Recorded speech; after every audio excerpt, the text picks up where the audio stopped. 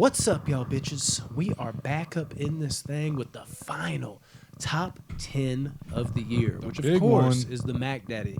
What are the top 10 movies of the year? I guess a better way to put that is more of a subjective list. What are our top 10 favorite movies of the year? It's actually more like a top 15 because we are going to be doing 5 honorable mentions. Well, we'll probably run through those pretty quick. But Rodney, you want to kick us off with number 15? I mean, your first or your 5 honorable mentions? I'm just going to throw my 5s out there real quick, my 5 honorable mentions, and we'll let you do yours and go from there. I'm not going to give a score with these because it'll be kind of confusing. And I'll have to explain why they're not in the... I'll do a score with mine. You're like, oh, stop it again. We had some troubles before we did this. Well, we're ready to go now. In no particular order, my top 5...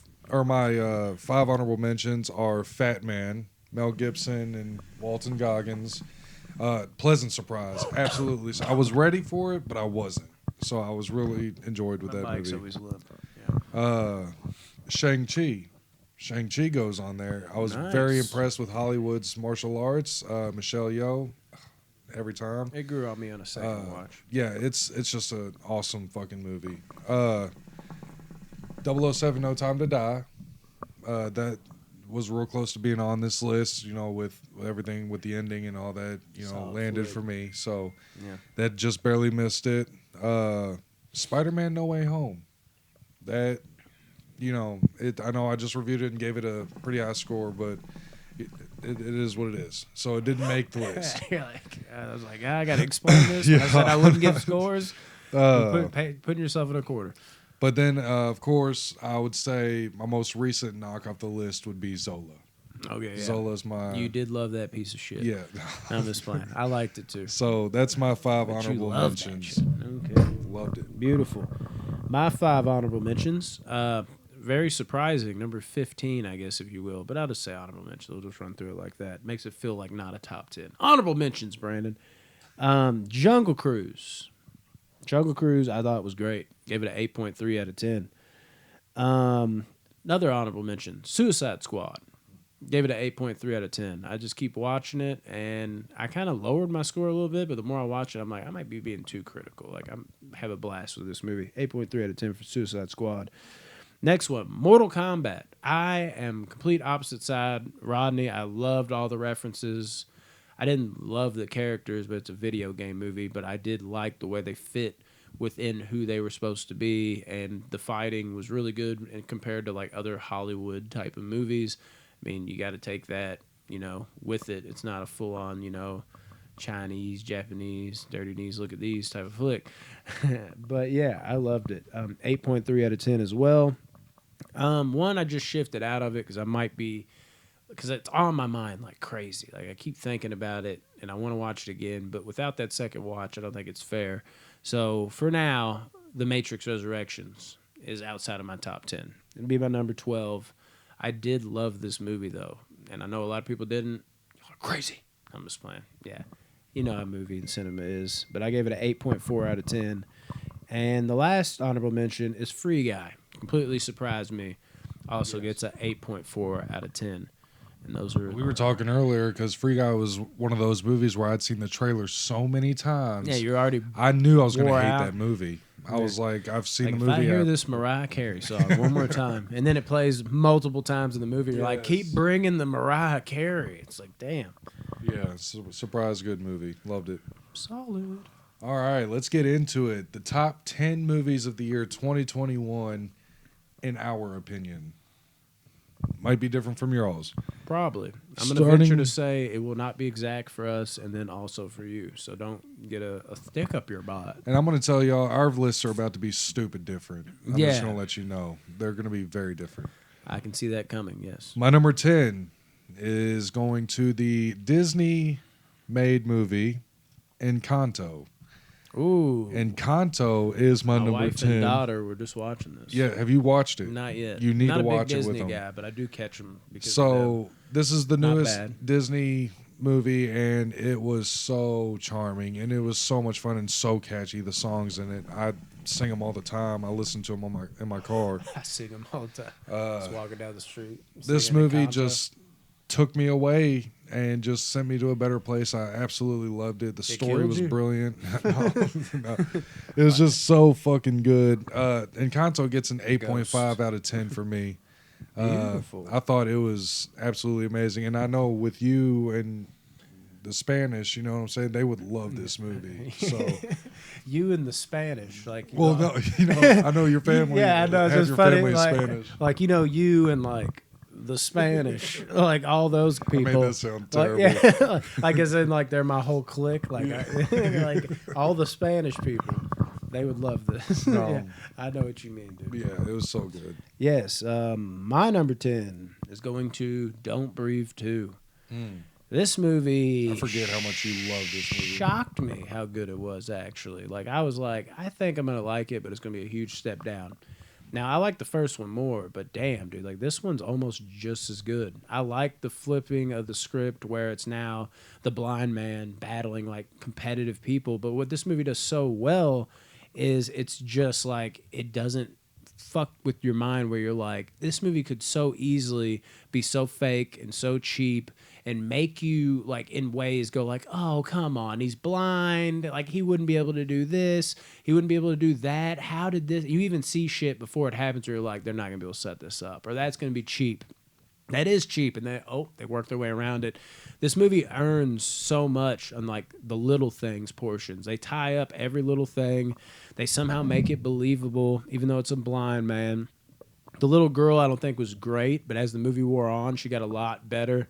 There's a couple twists in it that I absolutely love. Like, they just was like, the first twist was like, it's simple, but the way they misguided you, and you're like, oh, it's going to be the classic one of those. And then you're like, oh, shit, they're doing this, was interesting because I didn't see it coming. And the second twist, I know Rodney, I think, wasn't on board with it. But with me, I was like, this is fucked. Holy shit, this is fucked. I love it. Great. And then the ending, what they do is a perfect tie-up for me. I was like, oh, man, they went there with that. I like that. Yeah, I loved it. Way more than I expected to. Don't Breathe 2, 8.5 out of 10. Hell yeah. My number 9 goes to my heavily anticipated Dune. Ooh. I really enjoyed Dune. I think Denis Villeneuve, I think what he did with this movie was phenomenal. I think he hit all the right marks. I had my issues with it, of course. You know, that's why it's lower on the top 10 list than I thought it would be. But I think Timothy Chalamet, per usual, just like kills it. Jason Momoa's character was awesome in it. Oscar Isaac's awesome in it. Zendaya, what little she had to do with the first movie, she was awesome in it. But yeah, beautiful movie, absolutely stunning. And the best way to see this movie is on the biggest screen possible with the best sound that you have. I think my favorite character you didn't even mention. I didn't mention Skarsgård, the villain. I loved him as the villain. Yeah. I see great potential for the future. So yeah, Dune at number 9 with an 8.7 out of 10. Beautiful.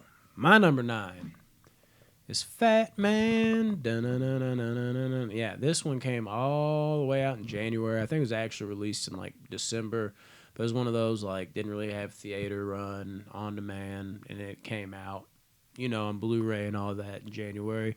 That for me, I can qualify that as like a beginning of the year movie. And I absolutely love this movie. I actually expect to be a little more silly with the source material, and I think that's where it lost people. And taking it a more serious approach, now there's not like some dry comedy in it, is a very big risk. You got to have the right people to do it, but I think they did have the right people to do it, and those right people executed it perfectly. This is a yearly Christmas watch for me now. I love every moment of this ridiculous story. And the performances by Goggins and fucking Gibson and his wife, you know, Mrs. Claus in this kind of Mrs. Kringle. She's fucking amazing as like his balance when he's going through all this shit, and how they tie in everything with like the government and shit and having a hand in this. Like it feels very like natural to like what it would be. And it is funny in spots too, actually, but it's not the full on silly funny you thought it would be. It's just like dry as fuck humor that gets you every once in a while. Also really serious with like a great score when the serious shit picks up. Fat Man is number 9 for me at also an 8.5 out of 10. Fat Man was awesome. Mm-hmm. My number 8 goes to The Night House. Ooh, Yes, I give this movie like a lot of that. praise. Why is it so low on the list? You'll understand. Other movies greater. That's what I'm guessing. My understanding. Yes, correct. Actually, spoiler alert. Damn, dude. Sorry, I spoiled it for you. So The Night House Mines. was incredible. I don't care how scared I got, even though I keep saying it. I was the only one in the theater when I watched it at night. So, and if y'all watch, I don't do good with scary movies at night. He does not. But the performances alone in the movie, whether it was scary or not, the performances were incredible. Rebecca Hall killed it. Her husband, I forgot who. Yeah, the act. I'm not sure. Yeah, but when he was solid. in it. But his sister was really good too. I thought it was the intensity and the suspense in it, and I couldn't take my eyes off the movie once it started. And it's legit scared the shit out of me. So I think this movie was amazing, way better than I thought it had any business being. The Night House gets a 9.0 out of 10 for me. A lot of 9s coming your way, dog. Yes. I dig it. All right, my number 8. Oh yeah, ready for this one? Gunpowder Milkshake. Oh God. Yes, Rodney was not a fan of this one, and I absolutely ate it up. I loved it.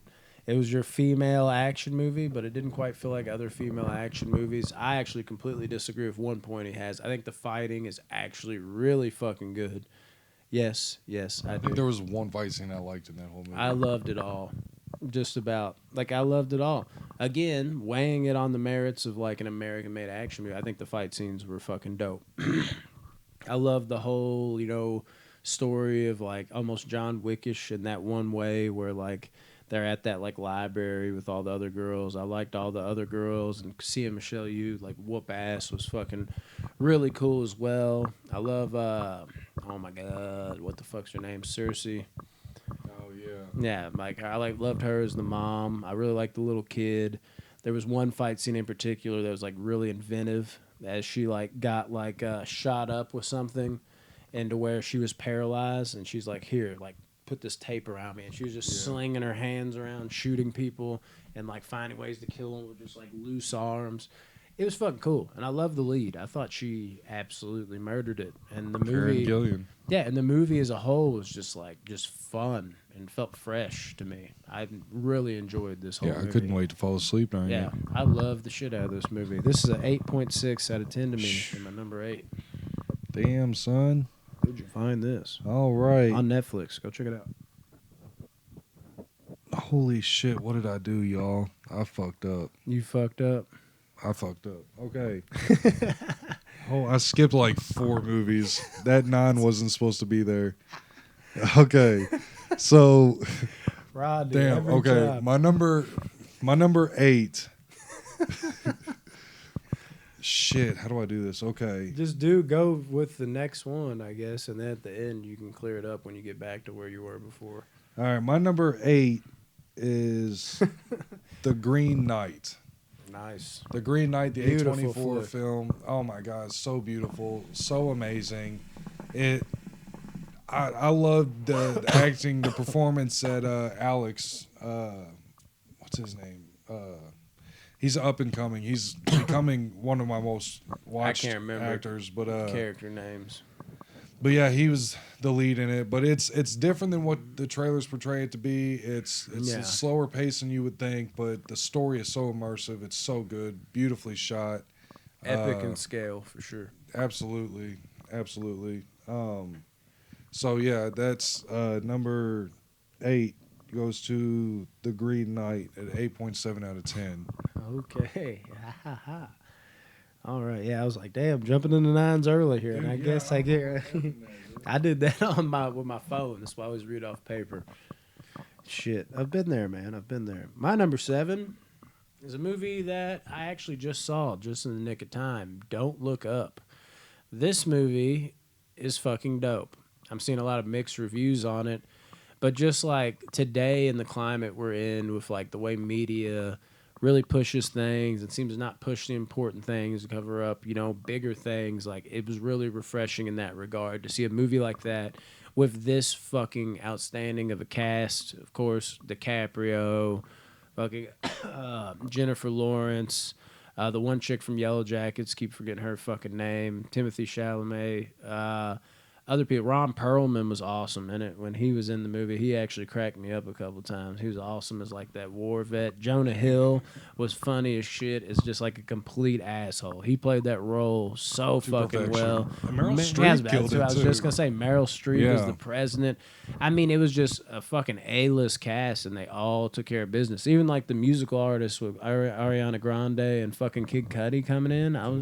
I was like, Kid Cudi's up in this bitch right now. The stupidest relationship ever. No, it's so dumb, but it fits perfectly with what the movie is. You know what I mean? Like, he's even like, and also, let's pay the respects back to you. I'm sorry about your relationship. And she's like, shut up, you old fuck, or something. It's like, all right.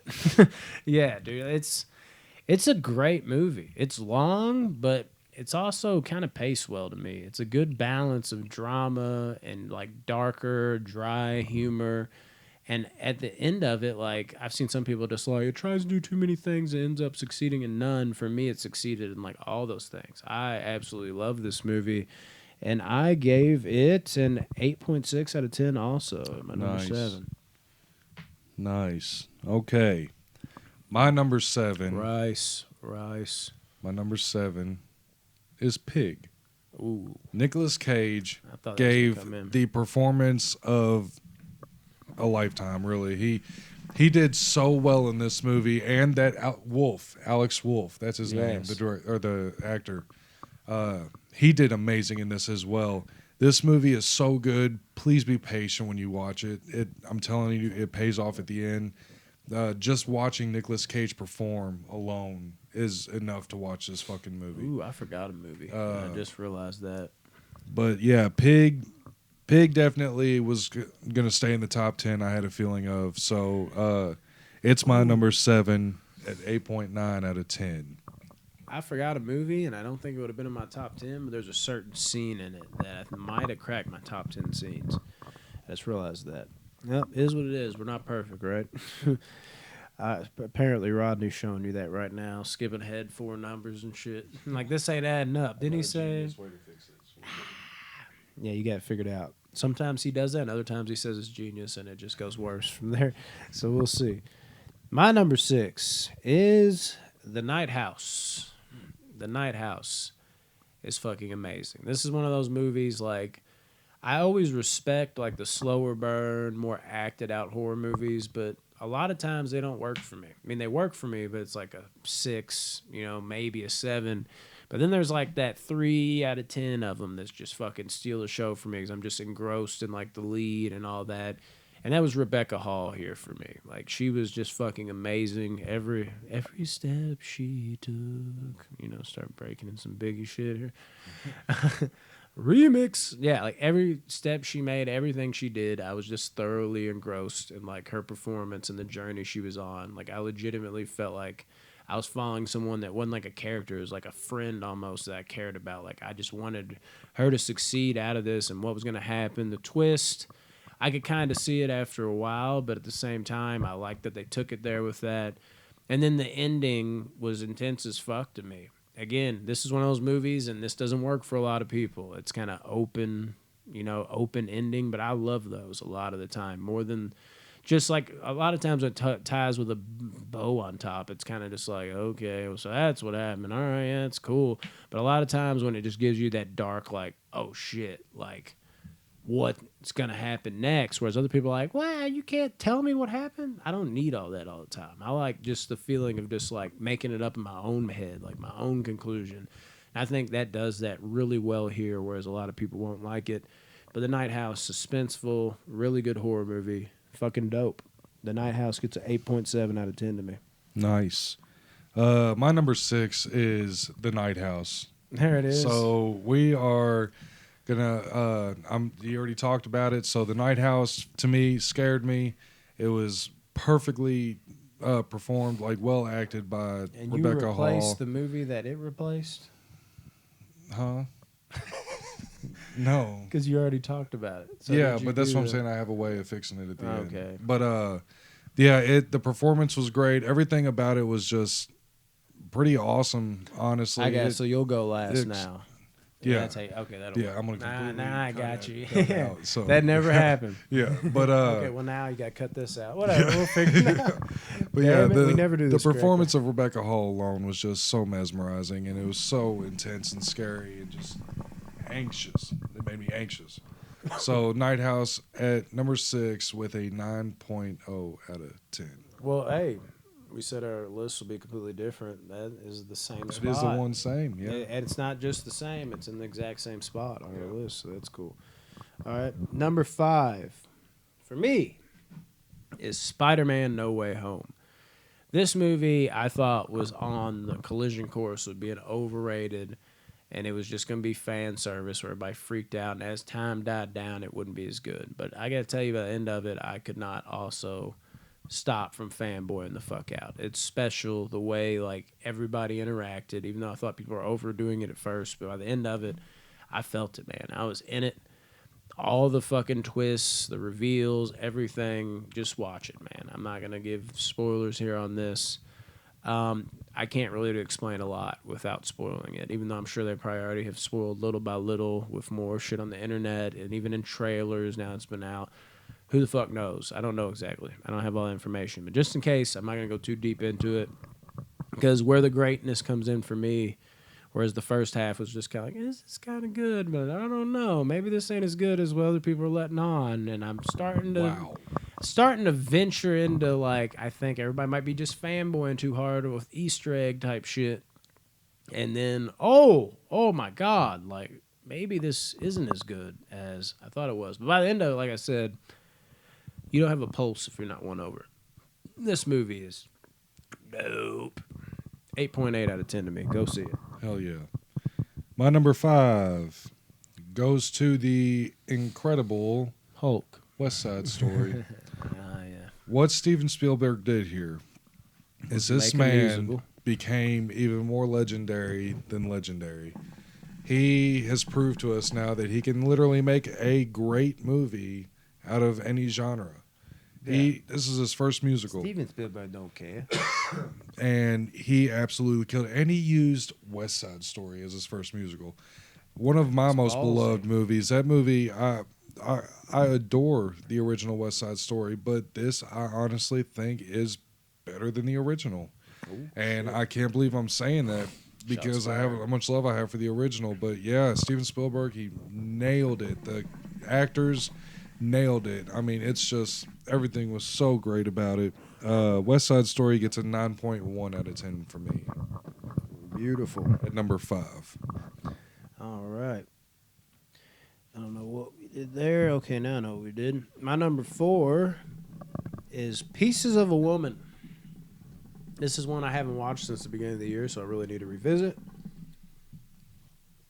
But as I said, the performances from Vanessa Kirby to Shia LaBeouf and the mother, I don't know her name, but she was amazing as the mom. It was just, I mean, you got to really know who you are going to this movie, especially like if you're someone who's maybe lost a child, maybe you don't even watch this movie, or maybe you do and you kind of find comfort and solace with Vanessa Kirby if she does in fact find that. But there is something to be said about the intenseness of like the opening scene and just watching the effect of something like this that could have on relationships. Because like, I mean, how do you ever personal? How do you ever go back to normal? Like you can imagine, or you've experienced it, and I feel for you 110% because I can only imagine. And this movie is just downright powerful, and it's a bit of like a train wreck in a good way you can't look away from as everything's falling apart. And it's not necessarily like your happy ending where it's like, well, everything's great now. It's realistic, and I like that about it. This is a phenomenal movie that I need to revisit.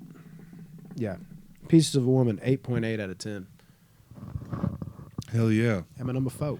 My number 4 goes to One Night in Miami. This movie came out way early, One Night in January. Soho. Oh no, I was like, damn, dude. no. This That is raised one up of for those weird and confusing movies because it was in the Oscar race of 2021 because they still take movies going to February Yeah. for the Oscar race. So movies like this, you're like, well, this was already in the Oscars, so how is this your? It came out at the beginning of this year, so this is like one of those weird, confusing. Yeah. But Like Fat Man, it won dude, Best yeah. Picture. It came out in January.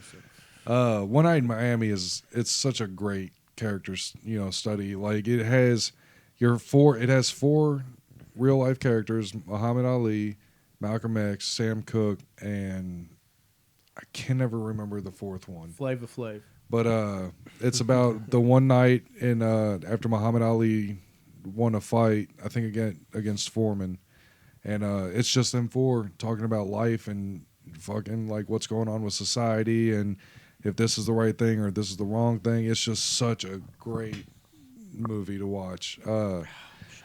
Regina King directing, and I think she slaughtered it. She killed it. So I think if y'all have the chance, get on Amazon Prime and watch it. Well worth it. 9.2 out of 10 for me. My number 3 is going to be Palmer. Nice. Palmer is a great fucking movie. And it kind of touches on things where some people, are not all the way on board with like, gay people or trans people or things of that nature. We're in 2021 and that still isn't all the way in effect yet. But even then, like, say if you are somebody that is not on board, not saying I'm not, I am on board with those things. They find a way, I think, to manage it in a way where you can't not be won over. Like, even your lead character is, like, looking at this kid like, you're a fucking boy, right? But by the end of it, it's just, I love this kid with all my heart, and that's all that fucking matters. And they do a good job of, like, not towing that line too far for people that are a little more right-wing, let's just be honest, if you will, for the most part, that are not fans of that. So I think anybody can enjoy this movie, even though they are, touching on admittedly a touchy subject for some, right or wrong. So I think that's good. And Justin Timberlake, great performance. The way he's in, jail, prison, I think, and he gets released and he's just thrust into this. Like now he's got to be a dad out of nowhere. He has no idea what to do with this. And watching the steps of him coming along, it's just a very powerful movie and everything that transpires and how bad you feel for the kid. And even him, once he becomes so attached to this kid, it is definitely a very surprising, really well done, amazing movie that you need to see. If you haven't already, it is one that came out real early in the year as well. But I have definitely not forgot about it. Palmer is my number 3 of the year, and it's my first 9 out of 10. 9.1 out of 10 to be exact. Love this movie. Palmer is an awesome movie. My number 3 goes to Nomadland. Yeah. Nomadland, the Chloe Zhao directed, Frances McDormand going on the road after she gets, loses her job.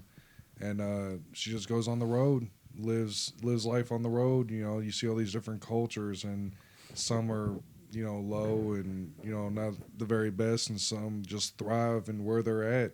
And it's a beautiful, beautiful movie. The direction is beautiful. The cinematography is on point. Everything about it is just fantastic. And if you have patience, definitely check that out. Nomadland at number 3 with a 9.2 also out of 10. So you're saying it's a slow burn. It's a slow burn. Yeah, no, it's the patience part. There's Puka. My number 2 will surprise some people. Because I know there's a lot of people that hated this movie, which I don't understand at all. Can't even believe that's possible after watching it. But I've never really seen somebody that loved it as much as me. And I'm a fan of all these movies, but I'm not die hard with it, so that also probably helps me like it more. Black Widow. I absolutely love Black Widow. The action is more my type of MCU action. The Black Widow, obviously, with mixed with Captain America type action. I think it fits more in terms with like martial arts type style I like, rather than just like brunt Groot fighting. Not, Groot, but I don't know that word, if that's even a word, sounded right there. Not Groot from Guardians of the Galaxy, people.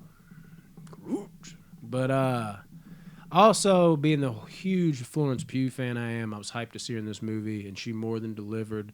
I love David Harbour, and I honestly haven't liked a whole lot of the stuff he's done outside of Stranger Things. Like, he's had like a couple chances since Stranger Things to really like wow me and like make me love the character. I'm not saying he's done bad since then, but I wanted to just be like, God, I love this character. Here's David Harbour capitalizing on Stranger Things. I thought in this movie David Harbour was hilarious, and he was amazing as the dad. I love the song that plays in the beginning. I'm a huge fan of that cover, Smells Like Teen Spirit by Nirvana. And I've been showing people that for like the last 10 years or something. And when that came on in the movie, I got chills. I was like, oh my God, they're doing this. So the opening, that resonated with me a little more than what most people would. And then Florence Pugh still in the show resonated with me a little more than what most people would like as well. And then also, I feel like in Marvel movies, I know exactly what I'm going to get every time, just about. This one flipped the script a little bit. The trailers are not what this movie ends up being. Like, I didn't see coming what happened in this movie, which was fresh and awesome, especially in today's day and age of the movie, like a Marvel movie, where they're just like, let's show them all the cool action and get them in there. So that was interesting to me as well.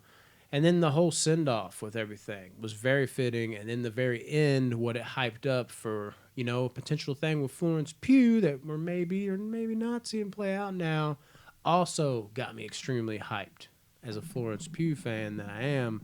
And then the comedy and all of it worked as well. And the family dynamic, dude, they're perfect for each other. The emotions, this movie has everything for me. I absolutely loved it. 9.1 out of 10 to me.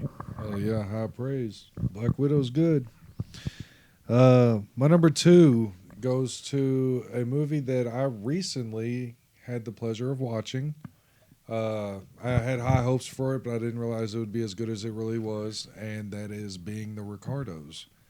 Javier Bardem playing... I did not see you having this high on your list. You were just talking about that last, like, I'm going to watch this. We'll see what happens. I was like, damn, dude, number 2. Yeah, this movie hits, dude, and it shed a whole new light on Lucille Ball, like how she was in real life, as opposed to the ditziness and the does it got Ethel Lucy. And Fred and all in there too? And dude, J.K. Simmons is Fred. Oh yeah, that's right. I did see this. That's all. He's perfect for that. Dude, it was so.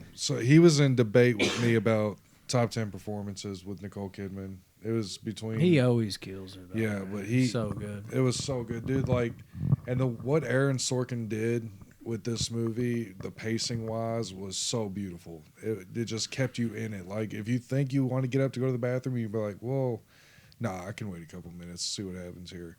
Like, it's such a great movie, and yeah, high praise for me because it gets a 9.3 out of 10 for me as my number 2 spot. Nice. My number 1 of the year, dum bum bum, goes to Malignant. Yes, another divisive flick, but I absolutely love Malignant. It's like everything I want in a horror movie.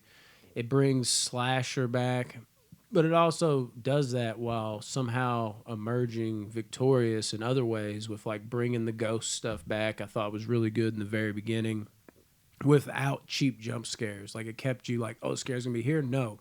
And put you at ease, and then it would hit you with the jump scare. Very good in that regard. And then when it went full-on slasher territory, it was like, I'm eating this up. It's like an 80s horror movie, which is something James Wan was going for. He wanted a lot of those type of vibes with the cheesy acting mixed in. And then on top of that, you have almost a flat-out action movie at times, too, where it's like, dude, this is like badass fucking Upgrade-style action, which I loved Upgrade.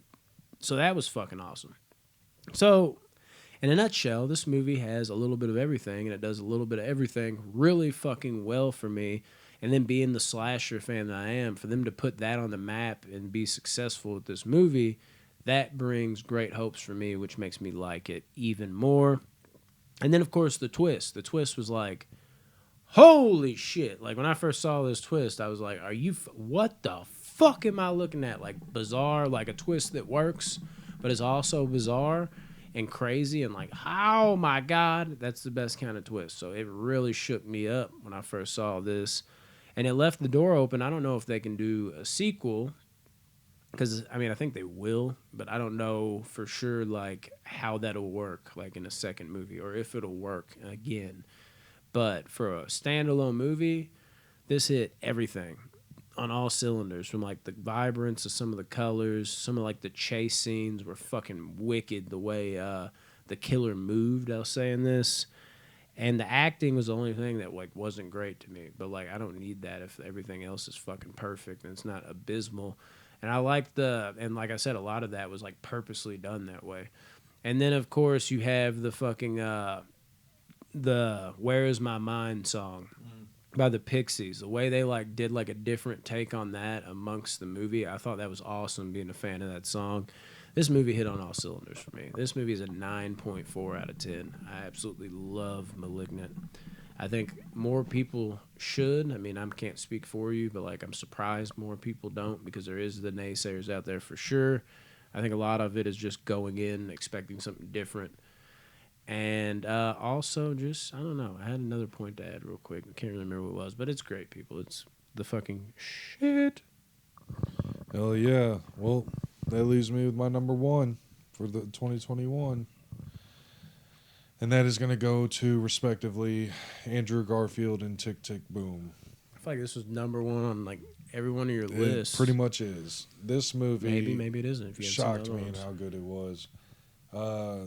Tick, Tick, Boom was everything I wanted it to be and more. Well, every time you say that, all I hear is the Saliva song. Click, click, pull. In my mind, I hear tick, tick, boom. No, I mean, it's catchy ass title like that. It's in the movie. But yeah. See, I didn't even know this movie was like that high up and like everything for you. That surprises me. It shocked me how good it was. Like, Andrew Garfield has so much range. It's ridiculous. He does. Great shooter. He just surprised the shit out of me in this movie. Like, he can sing like a motherfucker, which was surprising. Lin-Manuel Miranda writing the music to it, you know, and actually directing it, and it just turned out to be honestly close to a masterpiece of a film. The emotion, the pace, the direction, everything. Cinematography was weird in some places, but it worked. It's weird. Musical numbers were on point. Yeah, it's just all great to me. Tick, Tick, Boom is number one with a 9.5 out of 10. It's fucking beautiful, man. All right. Well, that is our top 10 movies of the year. What say you? Terrible list? I know. Have you seen all these movies? I know. Let us know what y'all's are. But that is it, guys. That is another year, and a good one at that. Let us know what you think of all our titles, and like I said, like, share, subscribe, and fucking let us know what you think. Peace, guys. Much love.